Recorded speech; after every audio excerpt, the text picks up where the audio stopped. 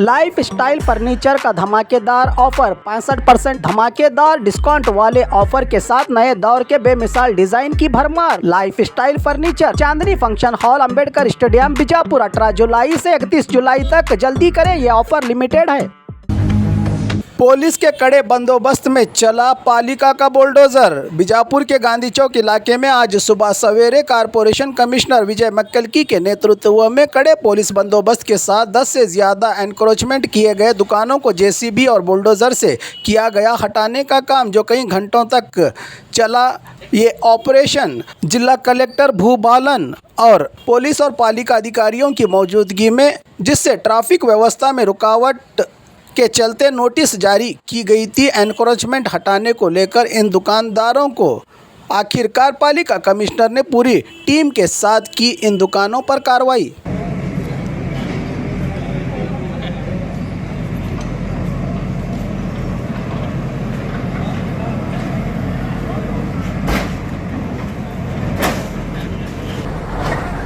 ಗಾಂಧಿ ಚೌಕ್ ಏರಿಯಾದಲ್ಲಿ ಬಹಳಷ್ಟು ಟ್ರಾಫಿಕ್ ಸಮಸ್ಯೆ ಆಗ್ತಾ ಇದೆ.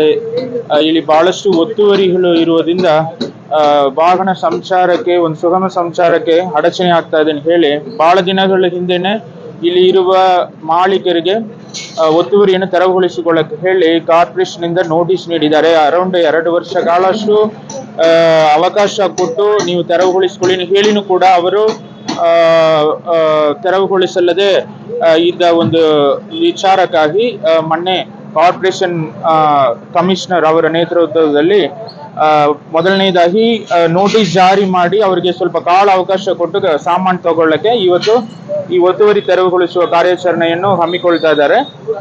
ಇದರಿಂದ ಒತ್ತುವರಿ ತೆರವಾದ ಮೇಲೆ ಸ್ವಲ್ಪ ರೋಡ್ ಅಗಲೀಕರಣ ಆಗುತ್ತೆ, ವಾಹನಗಳು ಸಂಚಾರಕ್ಕೆ ಮತ್ತು ನಡ್ಕೊಂಡು ಹೋಗುವವರಿಗೂ ಕೂಡ ತೊಂದರೆ ಆಗಲ್ಲದೆ ಇದು ಒಂದು ಒಳ್ಳೆಯ ರೀತಿಯಲ್ಲಿ ಈ ರೋಡ್ ಅನ್ನು ಅಭಿವೃದ್ಧಿ ಮಾಡಲಿಕ್ಕೆ ಅವಕಾಶ ಆಗಿದೆ ಎಂದು ನಾನು ಹೇಳಿಕೊಳ್ಳುತ್ತೇನೆ.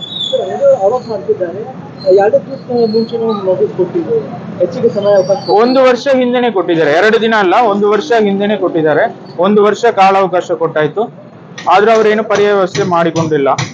ಸೊ ಅದು ಅವ್ರದೇ ತಪ್ಪು. ಕಾರ್ಪೊರೇಷನ್ ಅವರು ದೊಡ್ಡ ಮನಸ್ಸು ಮಾಡಿ 1 ವರ್ಷ ಕಾಲಾವಕಾಶ ಕೊಟ್ಟಿದ್ದಾರೆ, ಅದರಿಂದ ಇದರಲ್ಲಿ ಏನು ತಪ್ಪೇನಿಲ್ಲ. ಎಲ್ಲೆಲ್ಲಿದೋ ಎಲ್ಲ ಕಡೆ ಆಗುತ್ತೆ. ವಿಜಯಪುರ ನಗರದಲ್ಲಿ ಸಾಕಷ್ಟು ಇದೇ ರೀತಿಯ ಆಕ್ಷನ್ ಆಗ್ತದೆ. ಹೌದು, ಎಲ್ಲೆಲ್ಲ ಟ್ರಾಫಿಕ್ ಇಶ್ಯೂ ಆಗುತ್ತೆ, ಸಾರ್ವಜನಿಕರಿಗೆ ತೊಂದರೆ ಆಗುತ್ತೆ. ಫಸ್ಟ್ ಆ ಏರಿಯಾಗಳಿಗೆ ಆದ್ಯತೆ ನೀಡಿ ಫಸ್ಟ್ ಅಲ್ಲಿ ಒತ್ತುವರಿ ತೆರವುಗೊಳಿಸುವ ವ್ಯವಸ್ಥೆ ಮಾಡ್ತಾರೆ ಕಾರ್ಪೊರೇಷನ್ ಅವರ ಕಡೆಯಿಂದ. ಇವತ್ತು ವಿಜಯಪುರ ಮಹಾನಗರ ಪಾಲಿಕೆ ವ್ಯಾಪ್ತಿಯಲ್ಲಿ ಏನು ಆಜಾದ್ ರಸ್ತೆ ಅಂತಿದೆ, ಈಗ ಇದನ್ನು ಸಾಂಕೇತಿಕವಾಗಿ ಈಗಾಗಲೇ మన ಜಿಲ್ಲಾಧಿಕಾರಿ ಹೇಳಿದ್ದಾರೆ.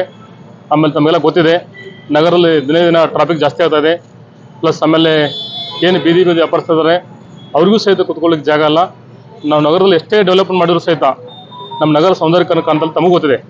ಹೀಗಾಗಿ ಇವತ್ತು ನಾವು ಏನು ಮೊದಲನೇದಾಗಿ ಇವತ್ತು ಆಜಾದ್ ರಸ್ತೆ ನಮ್ಮ 60 ಫೀಟ್ ರಸ್ತೆ ಏನಿದೆಯಲ್ಲ, ಈ ಹಿಂದೆ ಇದನ್ನು 2012ರಲ್ಲಿ ಏನು ಪಾಲಿಕೆ ಆಸ್ತಿಗಳನ್ನು ಖರೀದಿ ಹಾಕಿಕೊಡೋ ಸಂದರ್ಭದಲ್ಲಿ ಈ ಆಸ್ತಿ ಮಾಲೀಕರಿಗೆ ರಸ್ತೆ ಜಾಗವನ್ನು ಹೊರತುಪಡಿಸಿ ಖರೀದಿ ಹಾಕಿಕೊಟ್ಟಿದ್ದಿದೆ. ಸುಮಾರು 12 ವರ್ಷದಿಂದ ಅವರು ಸಹಿತ ಈ ಪ್ರಾಪರ್ಟಿನ ರಸ್ತೆ ಜಾಗವನ್ನು ತೆರವುಗೊಳಿಸಿ ನಮ್ಮ ಸಾರ್ವಜನಿಕ ಸಂಚಾರಕ್ಕೆ ಅನುಕೂಲ ಮಾಡಿಕೊಡ್ಬೇಕಾಯಿತು. ಕೊಟ್ಟಿಲ್ಲ ಅಂತ ತಿಳ್ಕೊಂಡು ನಾವು ಈ ಹಿಂದೆ 2022 ಜುಲೈದಲ್ಲಿ ನೋಟಿಸ್ ಕೊಟ್ಟಿದ್ವಿ. ಅವಾಗಲೂ ಸಹಿತ ಕಾಲಾವಕಾಶ ಕೇಳಿದ್ರು. ತುಂಬ ಓಲ್ಡ್ ಬಿಲ್ಡಿಂಗ್ ಇದ್ದಾವೆ, ನಮ್ಗೆ ಸ್ವಲ್ಪ ಕಾಲಾವಕಾಶ ಕೊಡಿ ಅಂತ ಹೇಳೋದಕ್ಕೆ ಒಂದು ಮಾನವೀಯತೆ ಆಧಾರ ಮೇಲೆ ನಾವು ಅವ್ರಿಗೆ ಕಾಲಾವಕಾಶ ಕೊಟ್ಟಿದ್ದೀವಿ. ಆದಾಗ್ಯೂ ಸಹಿತ ಅವ್ರು ತೆಗೆದುಕೊಳ್ಳದೇ ಇರೋದ್ರಿಂದ ಈಗ ನಾವು ಮೊನ್ನೆ ನೋಟಿಸ್ ಕೊಟ್ಟು ತೆರವುಗೊಳಿಸ್ಕೊಳ್ತಾ ಹೇಳಿದ್ದೀವಿ. ಸಾಕಷ್ಟು ಜನರು ತಾವು ಸ್ವಯಂ ಪ್ರೇರಿತವಾಗಿ ಏನು ಅವ್ರದ ಸಾಮಾನುಗಳನ್ನು ಕ್ಲಿಯರ್ ಮಾಡಿಕೊಂಡು ನಮಗೆಲ್ಲ ಏನು ಒತ್ತುವರಿ ತೆರವಿಗೆ ಸಂಬಂಧಪಟ್ಟಂಗೆ ಭಾಳ ಸಹಕಾರ ಮಾಡಿದರೆ ಅವ್ರಿಗೆ ಮೊದಲನೇದಾಗಿ ಅಭಿನಂದನೆ ಸಲ್ಲಿಸ್ತೀನಿ.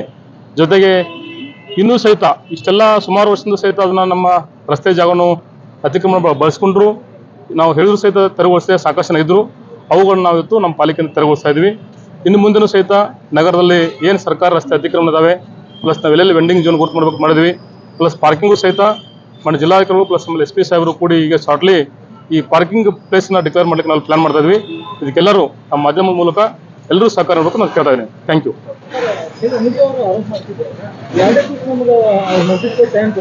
2012ರಲ್ಲಿ ಅವರಿಗೆ ನಾವು ಖರೀದಿ ಕೊಟ್ಟಿದ್ವಿ. 2022 ಜುಲೈದಲ್ಲಿ ನೋಟಿಸ್ ಕೊಟ್ಟಿದ್ವಿ ತೆರವುಗೊಳಿಸಲಿಕ್ಕೆ. ಸುಮಾರು ಇವತ್ತಿಗೆ 2 ವರ್ಷ ಆಯಿತು, ಆದರೂ ಸಹಿತ ಅವ್ರು ತಗೊಂಡಿಲ್ಲ. ಮತ್ತೆ ನಾವು ಅವ್ರು ನೋಟಿಸ್ ಕೊಟ್ಟು ತೆರವುಗೊಳಿಸ್ತಾ ಇದ್ವಿ. ಅವರಿಗೆ ನಮ್ಮಲ್ಲಿ ಸಾಕಷ್ಟು ಕಡೆ ನಾವು ನೋಟಿಸ್ ಕೊಡದೇ ಇರತಕ್ಕಂಥ ತೆಗೆದಂಥ ಉದಾಹರಣೆಗಳಿದ್ದಾವೆ. ನೋಟಿಸ್ ಕೊಡದೇನೆ ತೆಗಿಬಹುದಾಗಿತ್ತು. ಆದರೂ ಅವ್ರಿಗೆ ಒಂದು ಮಾನವೀಯತೆ ಆಧಾರ ಮೇಲೆ ಅವರಿಗೆ ಏನು ಪ್ರಾಪರ್ಟಿ ಡ್ಯಾಮೇಜ್ ಆಗಬಾರ್ದು ಅಂತಕೊಂಡು ನಾವು 48 hours ಕೊಟ್ಟು ನೋಟಿಸ್ ಕೊಟ್ಟಿದ್ವಿ. ಆದರೂ ಕೆಲವು ಅವಕಾಶ ತಗೊಂಡಿದ್ದಾರೆ. ತೆಗೆದುಕೊಳ್ಳೋದರ ಸಹಿತ ನಾವು ಇವತ್ತು ತೆರವು ಮಾಡ್ತಾ ಇದೀವಿ. Thank you.